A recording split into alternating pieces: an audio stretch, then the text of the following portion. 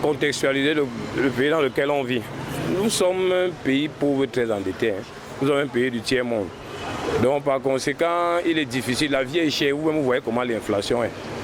Donc c'est difficile de se passer de la nourriture de la rue parce que faire un repas décent à la maison est difficile parce que le plantain coûte cher. Donc on est obligé de se rabattre par là parce que le tissu économique fait à 90% des métiers de l'informel. Donc pour ma part, on ne peut se passer de la nourriture de la rue. C'est ce que je pense. La nourriture de la rue. En tout cas, nous sommes nés dans la rue. Nous, on se bat aussi comme ça. Nous nous débrouillons, nous sommes obligés de manger tout ce qu'on trouve partout. Parce que l'État n'a rien organisé pour nous. Quand il parle de services d'hygiène, au niveau des repas, on ne voit pas. Tous les agents d'hygiène et salubrité qui sont à la mairie sont là seulement pour racketter les sous. C'est tout. Et tout, c'est que bon, nous sommes comme ça abandonnés à nous-mêmes, l'État ne peut rien faire pour nous. C'est tout, j'en ai terminé. C'est la vente de la nourriture en route. Ouais, vraiment, c'est déplorable dans notre pays.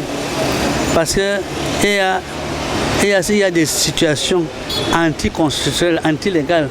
On dit que bon, la tolérance administrative.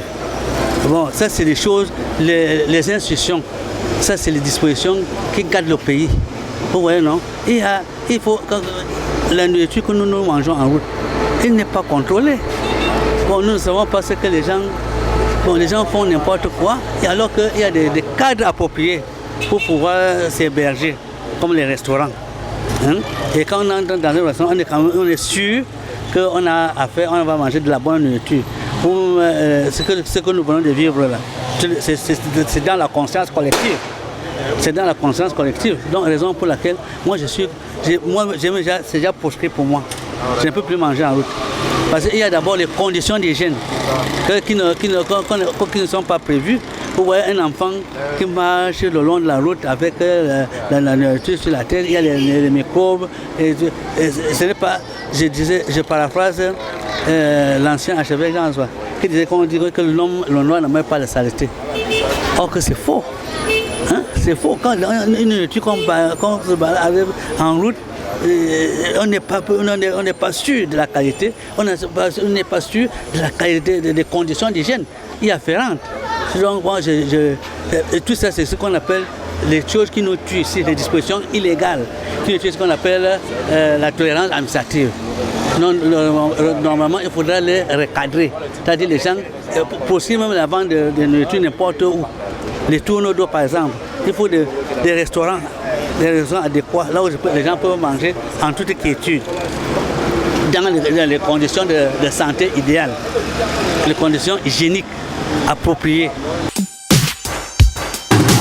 Bref, rien n'est prévu au Cameroun et nous sommes fiers de notre rythme de vie, rien n'est prévu. Tout ça, les autorités n'ont rien prévu au Cameroun. Donc, pour moi, la nourriture de la rue, on ne peut rien faire présentement. On ne peut rien faire, vu que les mairies qui sont en place sont seulement là pour de l'argent, pour escroquer et non pour travailler. Bon, je pense que c'est une bonne activité, ça permet aux gens d'avoir un peu d'autonomie, de gagner un peu d'argent. Pour moi, c'est inévitable parce que Il y a certaines personnes qui n'ont pas la capacité de préparer eux-mêmes chez eux et ça les aide à s'alimenter. Mais je pense aussi que les gens qui vendent la nourriture dans la rue devraient essayer d'être un peu plus hygiéniques et de se soucier de leur prochain. Parce que l'histoire de le coq-pipi qu'on a suivi là vraiment, c'est celui que c'est parce que c'était pas un truc qu'elle devait commercialiser, mais ça met le doute pour ceux qui ont l'habitude de manger dans la rue. Donc pour moi, c'est quelque chose qui au Cameroun est inévitable. Et ça va toujours continuer à... Oui, ça permet aux gens qui n'ont pas de job, d'emploi, qui ne travaillent pas dans les entreprises ou à la fonction publique de pouvoir gagner un peu d'argent. Je trouve ça important parce que c'est pour les débrouillards. Nous ne pouvons pas partir dans les grands milieux manger. C'est là où nous on se débrouille. Non, non. C'était seulement pour s'enregistrer, il n'y avait rien. Si avec ça, c'est que toute la population camerounaise devait avoir tout ça.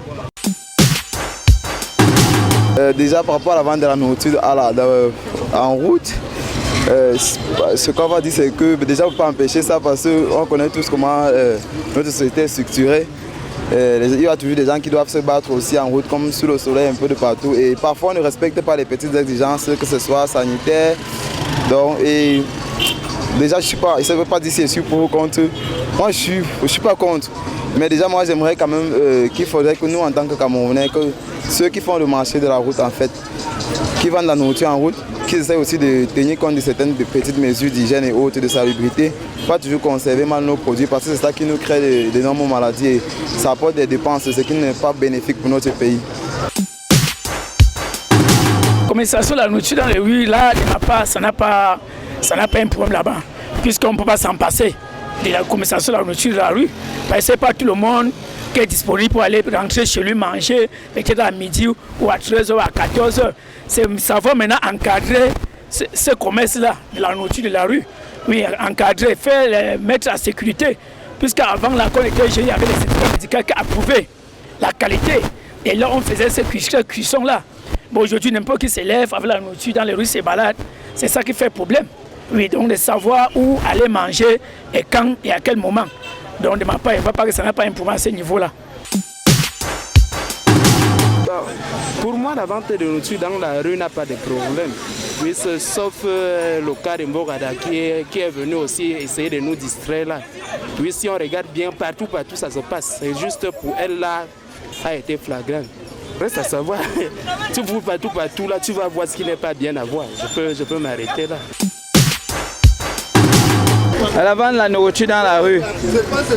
Bon, moi, quand j'étais encore un peu plus jeune, j'ai mangé dans la rue, mais les trucs un peu secs. Aujourd'hui, avec ce qui court dans Yaoundé, dans les rues de Yaoundé, et vu mon âge a avancé, je peux dire merci parce que déjà, j'ai été très limité à consommer encore la nourriture dans la rue. Mais ce que nous voyons au marché, sur les étalages, les tomates pourries, ainsi de suite. Bref, la vente de la rue, ça aide pour une certaine tranche d'âge des jeunes activistes qui n'ont pas assez de temps. Et aussi pour une autre tranche d'âge comme nous, ça n'aide pas. Donc en ce qui me concerne personnellement, je ne peux pas aussi dire non, je ne peux pas dire oui. Mais que chacun pour consommer dans la rue doit se ranger, se diriger vers une dame ou une commerçante qui est un peu hygiénique, un peu de propreté et un peu d'hygiène. Donc sinon, tout le monde trouve son compte. La vente de la nourriture dans la rue, sans vous mentir, ce n'est pas ce n'est même pas un peu du tout vraiment normal. Parce que vous me regardez les stades de nos routes et autres, quelqu'un vient avec la nourriture, pose à côté de la poubelle et autres, vraiment, il y a des mouches et les microbes et la poussière et qui n'est pas vraiment du tout normal. Vraiment les nourritures produits de la route comme ça, moi je me dis, amenez mon gouvernement de suspendre tout ça parce que ce n'est pas normal. Et c'est pas vraiment, nous ne sommes pas abris des maladies. On ne peut pas suspendre les faits. Il y a une chose, les recaser quelque part, ou leur demander de quitter un bordure de la route et les envoyer quelque part, mais pas les vraiment pas suspendre. Parce que ça où chacun trouve son pain quotidien. Nous ne pouvons pas quand même suspendre toute une activité comme ça. Mais vraiment en bordure de la route, à côté des poubelles et tout, c'est quelque chose qui n'est pas du tout normal.